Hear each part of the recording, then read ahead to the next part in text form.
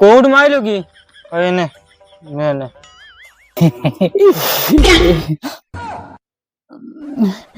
25 ଟଙ୍କା ମୋ ଭାଇଲା ଆଉ 20 ଟଙ୍କା ଦେ ମୋ ଭାଇଟା ଗୋଟେ ହାପ ଆସକା ହେଇଯାଉ ଦେ ନା ନା ନା ଆହୁରି 20 କା ବାଡରେ ମାରୁଛୁ ଦାମ ଭାଇ ବାଡରୁ ଆଣିଲିଲ କୋଉଠି ସେ ବଇଥିଲା ତା ଦାଣ୍ଡରୁ ମାରିଦେଲି ପଟି ତୁ ଛାଡ ସେ କଥା ତୁ ମତେ ଦେନି ଆଉ 20 ଟଙ୍କା ଦେ ମୁଁ ମୁଣ୍ଡ ଖରାପ ହେଲାଣି 12ଟା ବାଜିଲାଣି ବା ଦେ 20 ଟଙ୍କା ଦେ ମୁଁ ଯାଏ ଆସକା ବି ଦେ ମୁଁ ଜାଣୁ ନା ମୁଣ୍ଡ ଖାଇବା କୁଆଡୁ ଚାଲି ଆସୁଛନ୍ତି